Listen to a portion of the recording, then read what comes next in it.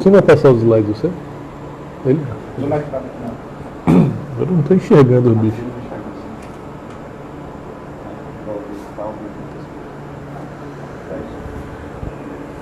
Pior, Barretão, que eu ia ler os slides, cara. Tu ia ler os slides? Não, eu posso abrir no celular, né? Peraí, eu vou abrir. Vou abrir o celular aqui, peraí. Como é que é o Instagram do centro? 16, 19, 17. Vê aqui, Barretão.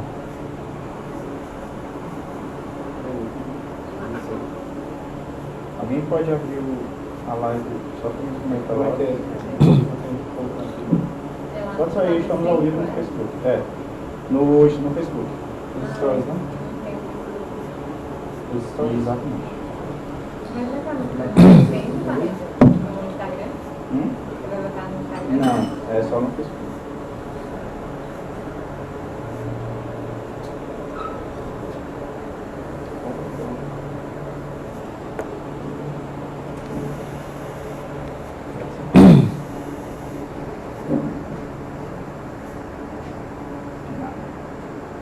Bota umas exclamações.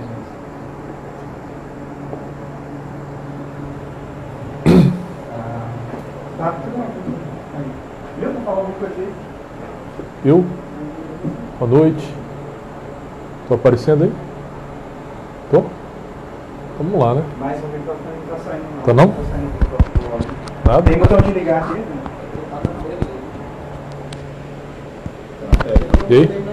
Nada, nada. Mas tá saindo igual. Tá? Ah, pronto. Fala aí, meu. Vai falando. Boa noite. Som. Então, boa noite, senhor Medeiros. E aí? Posso? Da proteção da TV Maria, Rogando a Deus para que nenhuma injustiça se cometa. pessoal da CBI, tá ligado? Introdução ao alto. Tá saindo bem aqui. Tá? Tudo bem? Então começo. Aqui dá o delay, é normal. É normal, né? Pronto. Então, Então vamos, né? vou passar aqui rapidinho, só para saudar a todos que já são conhecidos da casa sempre, né? Sebastião, Arthur, Vitor, Matheus e Aninha, em primeira vez. O Milton, né? Nosso professor já dando mais uma aula pra gente, nessa oportunidade de compartilhar aprendizado. E para quem está vindo pela primeira vez, esse aqui está sendo o nosso recinto, nosso QG, por enquanto, até que a gente consiga alugar uma sala, um espaço mais amplo, que a gente possa receber mais pessoas e também possa ser mais confortável para todos. Né? Então a gente começa sempre com a Ave Maria, então peço que vocês levantem. Em nome do Pai, do Filho e do Espírito Santo. Amém. Ave Maria, Cheia de graça, o Senhor é convosco. Bendito sois vós entre as mulheres. Bendito é o fruto do vosso ventre, Jesus. Santa Maria, Mãe de Deus, rogai por nós, pecadores, agora e na hora de nossa morte. Amém. Sagrado Coração de Jesus, tenha piedade de nós. Sagrado Coração de Jesus, Tenha piedade de nós. Sacratíssimo Coração de Jesus, Tenha piedade de nós. Jesus, nosso humilde de coração, fazer o nosso coração semelhante a vós. Em nome do Pai, do Filho e do Espírito Santo. Então, pode começar. Ok? Bom, boa noite. Queria inicialmente agradecer a todos que vieram, agradecer o convite do Luiz Barreto. Eu acho que eu falei por 4 ou 5 vezes aqui sobre a Inquisição, né? Aqui no Centro São Maximiliano Kolbe, e aí o Barreto perguntou se eu tinha algum tema um pouco diferente, eu disse, olha, eu não tenho, né? Mas eu vou tentar preparar. Então, como eu sei que o Centro São Maximiliano Kolbe é ouvido por muita gente, é acompanhado por muita gente, eu sei que deve ter muitos especialistas em Santo Agostinho, eu não sou, tá? Mas eu vou tentar falar um pouco sobre alguns sermões que ele proferiu no ano de 410, tá? Que estão publicados, são sermões que são conhecidos como sermões de consolação, né, que aconteceram após a queda de Roma. Foi um evento muito importante, nós temos a sorte de ter esse grande escritor, esse grande santo e esse grande filósofo que está ali no entroncamento ali entre os que os historiadores positivistas chamam de passagem, né, do mundo antigo para o mundo medieval. E a queda de Roma é o evento que vai marcar essa passagem. Então Santo Agostinho é um homem que nasce na Antiguidade e morre na Idade Média. Então esses sermões eles estão publicados, eu até mandei para o professor Barreto, tem um PDF com o nome de Decidio Urbis, né? Decidio Urbis, ou seja, a queda, né, ou a desgraça, né, da cidade. E ela se compõe de 4 grandes sermões com várias subdivisões, tá? Então antes eu vou dar um pouquinho para vocês do contexto, tá? Em primeiro lugar, falando um pouquinho do que era Roma para os contemporâneos de Santo Agostinho. Bom, Roma, como vocês podem imaginar, era a maior cidade da época, uma cidade de cerca de 1 milhão de habitantes, e que era o grande centro espiritual do mundo, tá? E já na época de Santo Agostinho, ela havia se tornado uma cidade cristã, tá? Na virada aí do século IV para o século V, aproximadamente 56% das pessoas eram cristãos, né? Então menos de metade da população era pagã na época em que Santo Agostinho escrevia essas memórias. E havia uma série de situações, né? A primeira delas é que obviamente Roma era o centro da religião cívica pagã romana, né? Ou seja, todos se consideravam filhos de Roma, prestavam culto aos seus antepassados naquela cidade, etc. E isso estava se transformando rapidamente, né? O crescimento do cristianismo foi avassalador durante todo o século IV. E quando Roma cai, você tem algumas situações, né, que eu vou comentar depois, mas a mais importante delas para os cristãos é que os 2 grandes pais da igreja estavam enterrados lá, São Paulo e São Pedro, tá? Então, para contemporâneos de Agostinho, aliás, para pessoas um pouco antes de Agostinho, como Jerônimo, por exemplo, o cristianismo ia se expandir com Roma, tá? Ou seja, Roma ia ser a grande nação cristã. Coisa que Agostinho não via dessa forma, tá? Então, para os contemporâneos de Agostinho, Roma era uma das responsáveis pela difusão do cristianismo, que, repito, estava se dando rapidamente. Qual era o conflito interno, pessoal, que estava acontecendo entre a religião pagã e o cristianismo? Os cristãos estavam sendo acusados pelo declínio de Roma, pela queda de Roma, pela desgraça de Roma e por aí vai. Esse é o grande tema da Cidade de Deus, né? Quem leu aqui conhece, sabe que boa parte do primeiro volume é do Santo Agostinho refutando acusações contra os cristãos, tá? Todo tipo de acusação. Então havia tradicionalistas pagãos e o cristianismo estava suplantando. Bom, quando aconteceu a queda de Roma, vou até pedir que você passe, aí tem uma imagem de Alarico, né? Muita gente imagina a queda de Roma como uma invasão de um povo absolutamente primitivo a um povo central, coisa desse tipo, né? Essa é a meia verdade, tá, pessoal? O Alarico, ele era quase um romano, tá? Ele lutou por diversas vezes com os romanos, ele era um sujeito que falava latim, ele era um cristão, tá? Só que ele era um cristão arianista, né? Quer dizer, ele era um quase cristão, né? Eu digo cristão no sentido de que ele não era um pagão, né? Então, e ele era um homem que tinha lutado ao lado dos romanos por diversas vezes, né? E era um sujeito que gozava, então ele vivia no mundo romano, ele era uma dignidade do mundo romano. Então, essa passagem do império para o pós-império, ela não foi tão abrupta quanto se costuma dizer, tá? Ela foi um pouco mais suave do que se imagina, né? Então, esse quadro de Alarico aí, com esse leão na cabeça, né, a gente até estranha e tal, mas os generais romanos também usavam, tá? Era muito comum esse leão na cabeça. Então, Alarico, ele era um cristão, né? Pelo menos se dizia cristão, né? Quando Roma cai, diversas pessoas romanas, as pessoas da elite romana, etc., elas se refugiam, em grande parte, tá? E muitas delas vão para o norte da África. Então, o Agostinho tem uma vasta correspondência desse período, tá? Com amigos, com pessoas, com bispos e padres, etc., que se aconselhavam com ele.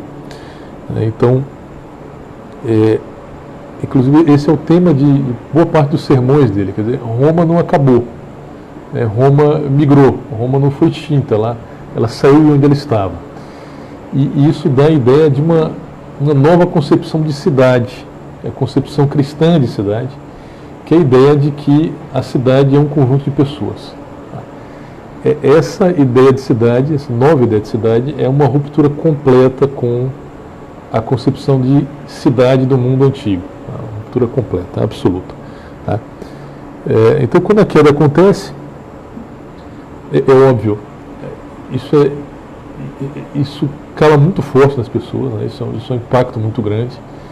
É muito traumatizante, você sente a tensão na linguagem das pessoas que falam sobre isso. Tá? Então, muitos cristãos acreditavam que porque as relíquias de Pedro e Paulo estavam na cidade, os bárbaros não entrariam na cidade, coisa que não aconteceu. Isso foi novamente argumento contra os cristãos. Tá? Ou seja, o cristianismo teria amolecido a cidade e agora os bárbaros entravam. Né? Então é por isso que esses sermões eles têm uma identidade de origem com a cidade de Deus. E nós vamos tratar disso daqui a pouco. Tá? Pode passar. Vejam, se os contemporâneos de Santo Agostinho viam Roma com muito otimismo, como o novo lar do cristianismo, que ia crescer, etc., aqueles que vieram um pouco depois de Santo Agostinho diziam o contrário, que Roma foi invadida por seus pecados, era uma cidade devassa, etc. Então, ela estava sendo punida por Deus. Né? E Santo Agostinho ele parece não comungar nem desse otimismo e nem dessa repulsa por Roma.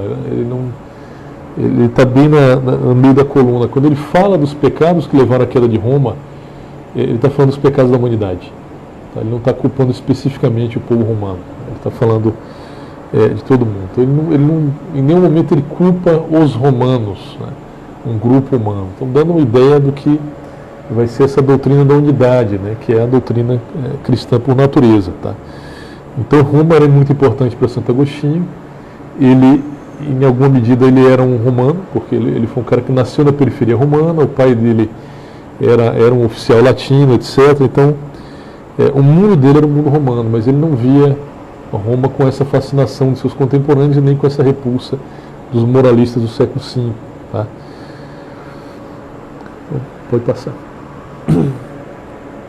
Bem, um dos pontos importantes que é abordado na Cidade de Deus especialmente é que, bom, como vocês sabem, na Cidade de Deus os cristãos são culpados o tempo todo, responsabilizados pela queda de Roma, e Agostinho vai defender o cristianismo. E em dado momento na Cidade de Deus ele diz mais ou menos o seguinte, ele diz, olha, os invasores desta vez eles não foram como os invasores de antigamente. Tá? Eles não mataram todo mundo. Então as pessoas que entraram nas igrejas não foram mortas. Tá? Ele até fala do Panteão, ele falou, as pessoas se refugiaram no Panteão. Essa é uma cena da queda de Roma. Você diz que tem um bispo ali, né, na entrada. Eu não sei exatamente quem é, mas os bárbaros não invadiram as igrejas. Tá? E aí Agostinho diz assim, olha, é o seguinte, nas primeiras invasões que ocorreram em Roma, invasões menores, os homens morreram para proteger os deuses. Tá? Então os homens morreram para proteger seus falsos deuses. Então naqueles templos de Vestais, etc., dos arcontes, os homens ficaram lá lutando para defender aquelas estátuas, etc., e foram assassinados. Então os homens morriam para salvar os falsos deuses da destruição. E agora o verdadeiro Deus protege os homens. E o Agostinho usa a expressão era cristã. Então nós temos uma nova era, a era cristã. Tá? Então, é claro, isso tem um pouco a ver com a formação do Alarico. Tá? Então o Alarico realmente ele não era um chefe militar como os outros anteriores, mas o Agostinho percebeu bem que a humanidade se transformara. Tá? Em alguma medida, o cristianismo era o motor dessa transformação. Tá? Então Agostinho faz uma excelente argumentação nesse sentido, né? Dizendo, olha, é o verdadeiro Deus. Né? Os homens ficaram sob o abrigo dele e não o contrário. Né? É como se os falsos deuses se escondessem atrás dos homens. O verdadeiro Deus fosse o contrário. Tá? E de homens que não lutaram. Esse é o detalhe importante. Né? Quer dizer, eles não lutaram e foram salvos, enquanto aqueles que lutaram pelos falsos deuses foram mortos. Então, Agostinho percebia isso. Tá? E o mais importante de tudo é que nota-se aí uma nova concepção de cidade. Vocês devem saber, talvez os amigos tenham lido um livro, que é um grande clássico, do direito, inclusive, que é A Cidade Antiga, de Fustor e Coulanger. É um livro que todos devem ler, é maravilhoso. Mas lá ele mostra bem o laço dos romanos e gregos com a cidade, com os seus ancestrais, né, que eles chamam de manes, que eram as pessoas que estavam enterradas nas suas terras, né? Enterradas nas suas terras ficou feio, né? Mas assim, eram lá sepultados, né? E que toda a família tinha sua religião doméstica, que era o culto aos antepassados. Então a terra da família era sagrada para aquela família, ele cultuava, etc. e tal. Então, para um antigo, para um grego romano, a pior punição que havia era o exílio. O exílio era a pior punição que existia. Tá? Porque você ficava sem a proteção dos seus manes, que eram seus deuses ancestrais. Tá? Então, quando era proposto a morte ou exílio, o romano e o grego pediam a morte ao invés do exílio. Era algo muito comum, como aconteceu com Sócrates. Né? Você não sai, não vou sair. Não vou sair, prefiro morrer. Eu bebo veneno. Então, o mundo dos romanos, é por isso que os romanos criaram o que no direito a gente chama de princípio da territorialidade. Roma é a cidade sagrada, o local de Roma. Tá? Como Atenas era o local sagrado para os atenienses, ou Tebas para os tebanos, né? Então o local sagrado ali o umbigo do mundo era onde seus ancestrais estavam enterrados. Isso é uma história interessante, aconteceu no cerco de Cartago a Roma. O general Cláudio, ele sai da cidade para prestar culto aos seus manes. A propriedade da família dele era fora da cidade, então ele sai com trajes vestais, ele atravessa as tropas cartaginesas, ninguém mexe com ele, ele vai lá, ele faz as suas libações e volta. Na volta ele é flechado na perna, né? E fica mancando pro resto da vida, por isso que até hoje se diz claudicar, né? Mancar é claudicar, né? Por causa dessa cena do mundo antigo. Então era algo que o romano nem concebia, ele preferia atravessar um campo cheio de inimigos do que deixar de prestar culto aos seus manes. Né? E de repente Santo Agostinho vem e fala, não, amigo, a cidade não é a terra, a cidade é um conjunto de pessoas. Pois não, fica à vontade. Uma cena que remete a isso é o filme Gladiador. Tem isso no Gladiador? O Maximus, ele é preso, ele é escravo, ele confessiona, né, uns bonequinhos que remetem aos familiares dele, foram assassinados pelas tropas do Cássio. Sim. Em Roma, pessoal, havia 2 institutos jurídicos que podiam fazer você mudar de categoria na cidade, a Captio Maximácio e a Captio Diminúcio. Né? A Captio Diminúcio é quando você caía de status. Você, por exemplo, era nobre e virava plebeu. Acredite, a gente que fazia isso de propósito, tá? Por exemplo, quando o cargo de tribuno da plebe ficou muito importante, muitos patrícios pediam para ser adotados por famílias plebeias para concorrer a esse cargo, né? Mas você podia sofrer a capsa diminúcio máxima, que era se tornar escravo, né? Por dívidas ou coisas desse tipo. E aí, na verdade, isso nada mais era do que a excomunhão do seu rito doméstico. Né? Você saía daquele rito e estava excluído. Como o contrário também existia, você podia pegar qualquer pessoa e trazer para dentro do seu rito. Era comum trazer a esposa. Né? Em Roma havia 2 tipos de casamento, cinemano e cumano. Né? Cinemano, a menina continuava no rito da família, então ela não era parte da família do marido. E no cumano ela se tornava parte da família do marido e entrava naquele rito. E ela abandonava para sempre a família do marido, né? dos pais, na verdade. Né? Então, por exemplo, em Roma não havia essas questões raciais, por exemplo, né? Não existia. Então, por exemplo, quem assistiu Ben-Hur, né, tem aquela cena famosa, o cônsul adota o Ben-Hur, que era um escravo estrangeiro. Né? Ele chega lá, bota o anel na mão do cara e fala, agora você é meu filho. Pô, acabou. Né? Ele virou filho do cônsul e isso acontecia. Né? Então ele tomou parte naquele culto. Né? e virou então cidadão romano, patrício e tudo mais. Tá? Tem uma coisa interessante até, que era muito comum trocar de família, né? Você tinha uns amigos ali e falava, eu acho que eu vou trocar para a família de fulano, aí você ia, né? E aí você recebia o sufixo ano para dizer que você tinha sido de uma família. Então, por exemplo, Cipião Emiliano, ele era da gênese dos Emílios. Ele abandonou, virou Cipião. Então é Cipião o ex-Emílio. Né? Otaviano César, né? O Augusto. Né? O Augusto deixou de ser da família dos Otávios, né? Virou Otaviano, virou da família de César. Né? E por aí vai. Né? Fabiano era o ex-Fábio, e por aí vai. Então, isso era muito comum em Roma. Eu não lembro por que comecei a falar disso. Assim, eu lembrei. Eu comecei a falar disso para dizer, então, que tanto Roma quanto as cidades gregas, e o Fusto de Economia diz que também as cidades hindus, elas eram sagradas e elas eram objeto de culto, etc. E fazer parte do culto ao antepassado comum, o patriarca da cidade, era ser cidadão. Então, o cidadão era o cara que descendia de Enéas, no caso de Troia, de Rômulo, no caso de Atenas, e por aí vai. Então, isso era ser cidadão. E de repente Santo Agostinho diz, não, mas a cidade não é isso. Ela não tem nada a ver com isso. Né? Ela é um grupo de pessoas. Ele conta na Cidade de Deus a lenda, hoje se sabe que é uma lenda, na época não se sabia, do Marco Atílio Régulo. O Marco Atílio Régulo era um general romano que ele foi preso na Primeira Guerra Púnica. E aí os cartagineses queriam trocá-los por alguns prisioneiros de guerra. Então eles dizem, olha, Marco Atílio, você vai fazer um juramento para Baal, que era o deus de Cartago, de que você vai lá negociar prisioneiros para soltar. Se você não conseguir, você vai voltar. E se você não voltar, Baal vai perseguir Roma para sempre. Aí falaram, tudo bem. Aí ele vai para Roma. Eu acho que o Régulo não era lá um cara muito querido, porque em Roma ninguém quis libertar ninguém. Né? O Estado Maior falou, não vai dar para libertar, você vai ter que voltar para Cartago. Aí o coitadinho volta para Cartago e morre da forma mais horrível possível. Né? Torturado, aquela coisa toda, massacrado. E aí Santo Agostinho falou, olha, isso não, os arcontes que mandaram ele fazer isso, eles eram serviçais de um falso Deus. Porque o verdadeiro Deus, ele sabe que não existe uma divisão entre o destino do indivíduo e o destino da comunidade.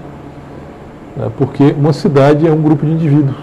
Ele usa a palavra indivíduo, singole, em latim. Então a comunidade, a cidade é um grupo de indivíduos. Não dá para ter a felicidade do todo e a desgraça da parte. Isso não existe. Então, adiantando temas extremamente cristãos também, né, do individualismo, né, dos direitos humanos e coisas desse tipo. Né. E aí ele fala, nessa mesma parte, é o livro 9 da primeira parte da Cidade de Deus, ele fala, afinal, o que é a cidade senão um conjunto de homens que resolvem viver juntos? Acabou. Se a cidade não é sagrada. Isso que a gente faz aqui no Brasil, que passa uma hidrelétrica, o cara tira a cidade de um lugar e leva para outra margem do rio, Santo Agostinho vai dizer que está ok. Não, a cidade somos nós. A cidade somos nós. Mostrando mais ou menos o início, né, da tradição cristã de valorização da pessoa. Tá? Da pessoa. Né? Em Roma a coisa era completamente diferente. Né? Em Roma o sacrifício era coisa muito comum. Tá? Você sacrificar para salvar Roma. O romano ele não estava muito preocupado. Outro dia eu estava lendo uma historiadora americana chamada Mary Bird. Ela tem um livro que chama Senado Populesque Romano. É um livrão, 900 páginas, você conhece, né?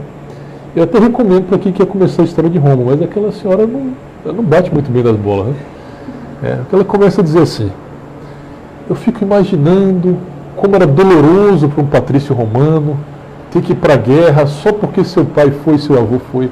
Deve ser um motivo de grande sofrimento, né? Isso é uma bobagem, né? Mas ela imagina que o patrício romano é um guri de apartamento de hoje em dia, né? Ela olha para os sobrinhos dela e fala, olha, se eles fossem patrícios romanos, eles não iam querer ir para a guerra, né? Pois é. Quer dizer, ela não entende que esse debate do assim, ninguém olha para o meu lado, né? Esse não é um debate romano. Né? Eu não estava nem preocupado com isso. Cada um se Roma ia ganhar, se Roma ia perder, se Roma ia continuar grande, né? Essa era a preocupação do romano. Né? Especialmente do patrício, alguém desse tipo. Né? Então essas ideias de que o indivíduo poderia almejar algo diferente, etc. Isso é algo muito estranho a esse mundo antigo, né? Então ela não percebe isso, né? É bem engraçado. Embora seja uma grande estudiosa, ela não consegue perceber isso, né? Bom, então Agostinho vem com uma nova concepção de cidade, que é a nossa concepção de cidade, né? Então, quando hoje você diz eu amo a cidade, você está dizendo que você ama as pessoas que moram na sua cidade, né? O cara lá do interiorzão fala, eu amo o Campo Maior, né? Eu amo o Campo Maior, eu amo o Campo Maior. A gente ama aquelas pessoas, aquela história, tá? E isso, obviamente, é algo do mundo cristão, porque a cidade antiga é essencialmente um lugar, tá? Vou passar. Esses sermões, então, de consolação, pessoal, eles são... a queda de Roma acontece, Agostinho tem 50 anos, 50 e poucos anos, tá? Eles têm muito em comum com o começo da Cidade de Deus. Eles têm muito em comum, tá? Então, se vocês... Alguém já leu aqui a Cidade de Deus? Acho que sim, né? Você percebe ali que o grande tema é a queda de Roma, no início principalmente. Então ele está ali, mas olha, não foi o Deus cristão que foi responsável por isso, e nem os cristãos, né? Então o tom é muito parecido. Eu coloquei aqui, Barreto, alguns trechos, poucos, tá? Essa palestra vai ser curtinha, né? Mas eu coloquei alguns trechos desses sermões que eu acho que vale a pena a gente ler. Mas o tema principal é como o sofrimento pode purgar, tá? Como a pena ela pode parecer algo ruim na forma imediata, mas no quadro geral ela é algo bom, porque Deus não faz você sofrer à toa, tá? Então tem alguma razão maior. E ele chega à conclusão ao final que Deus é um grande moderador de penas. Ele dá as penas a quem aguenta, e quem aguenta as penas vai gozar de bens maiores, tá? Então vai melhorar, vai crescer, vai se tornar melhor, coisa desse tipo. Vamos lá. Mas talvez Roma não tenha caído. Talvez tenha sido castigada em vez de aniquilada. Talvez emendada em vez de destruída. Pois Roma não morre se os romanos não morrerem. E na verdade não morrerão se louvarem a Deus. Morrerão sim se o blasfemarem. Pois que é Roma senão os romanos? Lembrem, pessoal, que isso se você falasse para um romano tradicional, dizia que é um absurdo. Quer dizer, não, Roma é esse pedaço de terra, né? Como é que Roma é fundada? Rômulo passa a correr de couro e diz, essas são minhas muralhas. E o irmão pula a correr de couro e ele mata o irmão. Ou seja, foda-se meu irmão, esse território ninguém entra. Então, essa ideia romana de local, né? Agostinho, não, meu amigo. O que é Roma senão as pessoas? O que é Roma senão as pessoas, né? Olha o que ele vai dizer agora. É um insulto para Roma dizer-se que cai em ruína. Para Roma não. Porque Roma não é nada. É um pedaço de terra, né? Mas talvez para seu fundador. E fazemos uma injúria ao fundador porque dizemos que Rômulo fundou, caiu? Ora, se até o mundo que Deus criou há de ter um fim, mas nem mesmo o que o homem fez caiu, senão quando Deus quis. Nem o que Deus quis acabou, senão quando Deus quis. Se a obra humana não cai, senão por vontade de Deus, quando poderá cair a obra de Deus por vontade do homem? Então ele deixa bem claro, né? Então, quem é Roma? Roma são os romanos. Roma caiu, não. Roma vai morrer quando os romanos blasfemarem. Aí ela vai morrer, junto com os romanos. Tá? Só. Alguém quer comentar?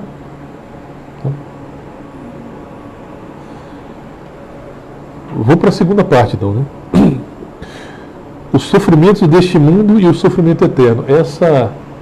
Esse é o nome de um dos sermões, né? São 4, né? Esse é o nome do primeiro dos sermões. Tudo aquilo que o homem tiver sofrido neste mundo, se ele se corrigir, é para seu remédio. Se não se corrigir, será para sua dupla condenação. Pois assim sofrerá neste mundo o castigo temporal e no outro o castigo eterno.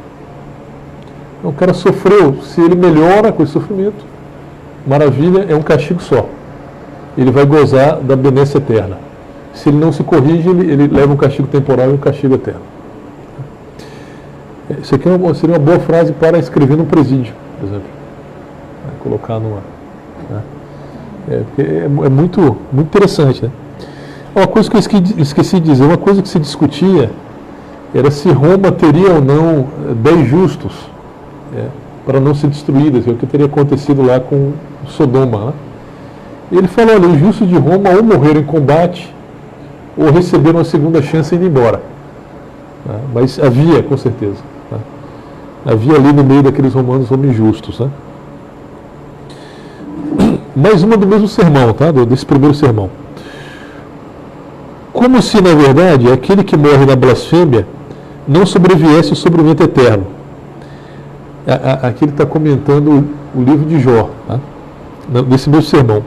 A mulher, na sua loucura, aborrecia o sofrimento da podridão presente, mas não pensava sequer no fogo eterno. A mulher de Jó ficava ali, né? Olha, você é culpado, ele não, eu sou inocente, né? Tá? A mulher e os amigos, né? Os 4 amigos. Ele, porém, Jó, né?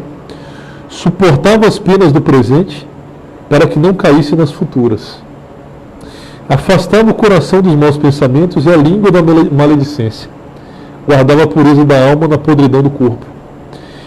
Ele via o que evitava no futuro e por isso suportava o que sofria. Tá? Então ele está recomendando que as pessoas façam como Jó. Guarde a língua da maledicência, olhe isso como... veja que tem algum motivo, né? O Jó nunca perde a fé, né? Por isso que é a teimosia de Jó, né? Mesmo com todas as desgraças, com todo mundo, ele não, eu continuo fiel a esse Deus que me maltrata. É isso que ele está recomendando, então, aos romanos. Aqui, um trechinho do segundo sermão, né? Da utilidade do sofrimento. Do mesmo modo, Roma sofreu uma só tribulação, na qual o homem piedoso ou se salvou ou se corrigiu, e o ímpio, porém, foi condenado.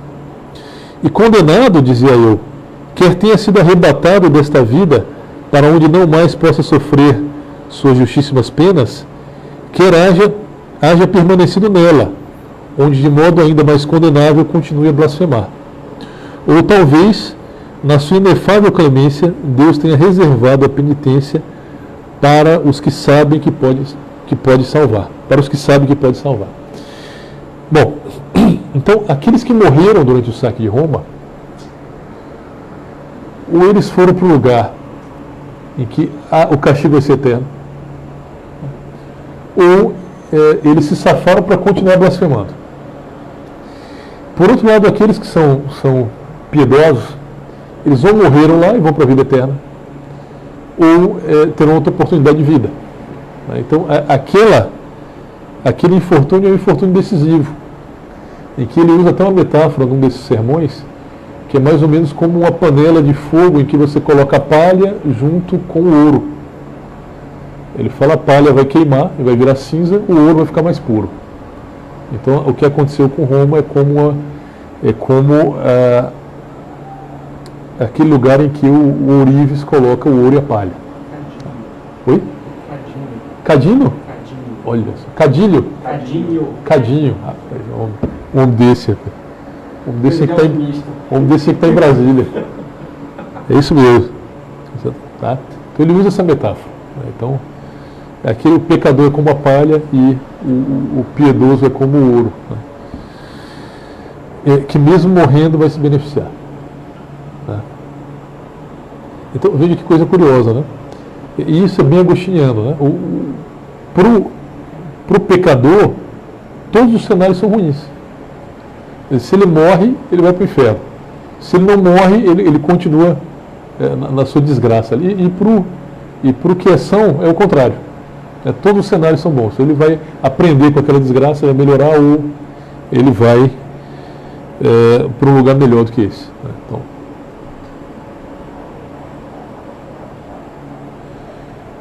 esse é mais um sermão. Pode passar. Sim. Suportemos então o que Deus quiser que nós suportemos. Ele que para nos curar e para nos salvar enviou o seu Filho, também sabe, como médico, que o sofrimento nos poderá ser útil. Obviamente ele está se reportando aos tratamentos médicos da época, né? Era sangria, né? Coisa desse tipo. O camarada tinha uma catarata, o sujeito botava um formol no olho e batia na catarata para tirar. Coisas desse tipo, né? Medicina raiz, né? Que cura. A medicina raiz que cura, exatamente. Não é essa vacina de hoje em dia que, olha, de 1 em 1 milhão que tomam cloroquina podem ter arritmia. Não tome não, que isso é muito perigoso. Não, ela é medicina raiz, né? Eu quero uma sangria, uma amputação, né? Uma coisa desse tipo, né? Botar jacaré debaixo da cama. Botar jacaré de... bom pra febre. Ah, é? Jacaré? Casco de jacaré debaixo da cama. Eu sei que eu li um romance uma vez. Eu li um romance uma vez, um romance mentiroso, chamado O Último Judeu. E o personagem principal, médico, né? Passa na Idade Média. Rapaz, já assistiu? Já leu isso aí? Não, é que eu fui o último judeu, outro ano. Que é isso? Que é isso? O cara fez um estudo sobre o caso Dreyfus, né? Fala essas coisas. Eu tô brincando. Enfim. Contém ironia. Então, o personagem principal é um médico, né? Os tratamentos são maravilhosos, né? Ele arranca mesmo a catarata do cara com o formão, né? Aí o cara diz, agora eu estou feliz que eu estou vendo agora se é luz ou sombra. O cara, melhorei, né? O cara se alegra, né? E o remédio para tudo é vinho quente com leite, né? Não, vinho quente com leite aqui, acho que... então... deixa o jacaré, para quem está interessado, tem um livro chamado Os Demônios. E a primeira cena é exatamente isso. A mulher está com febre na cama.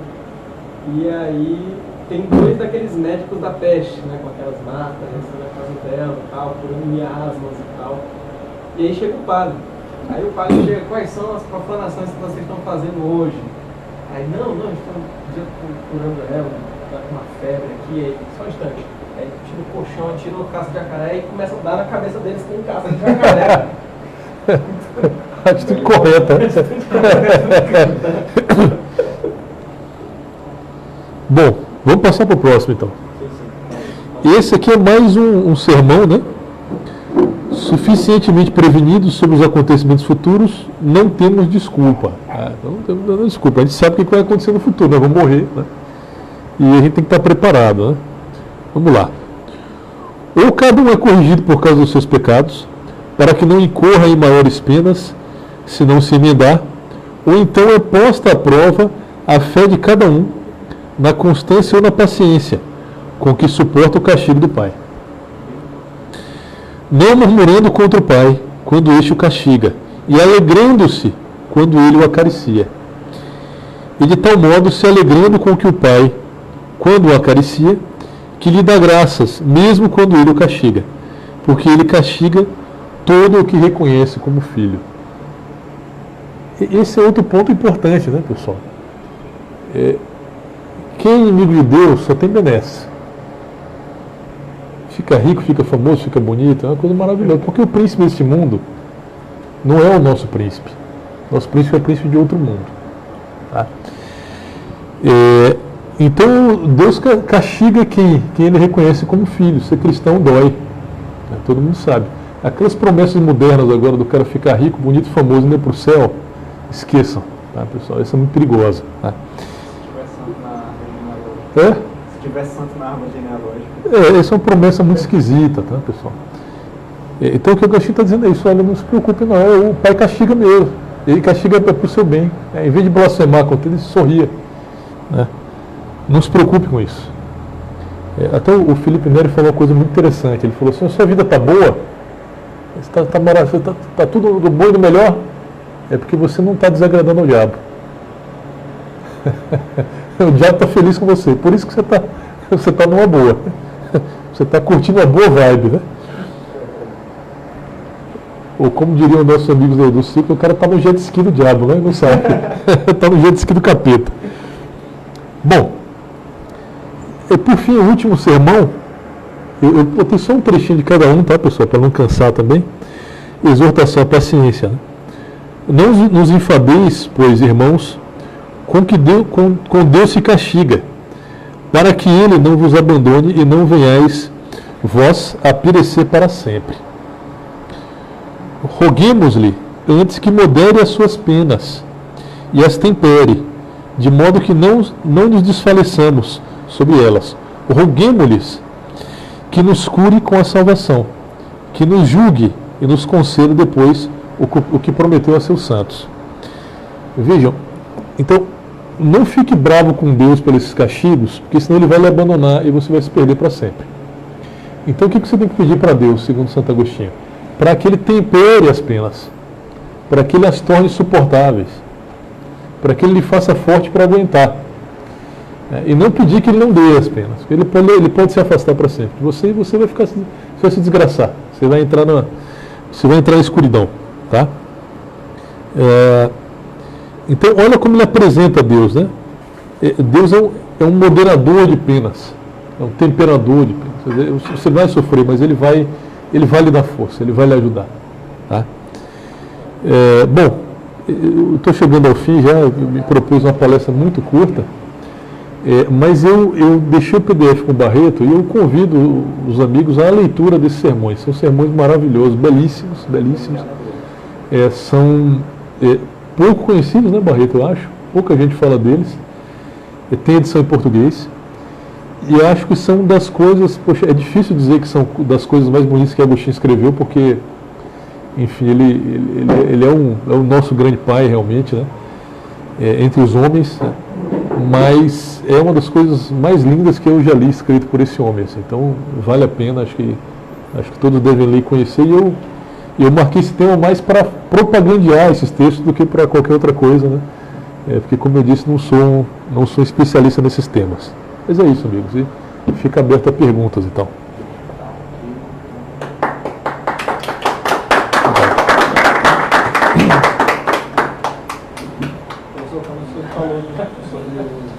Peraí. Eu me lembrei do...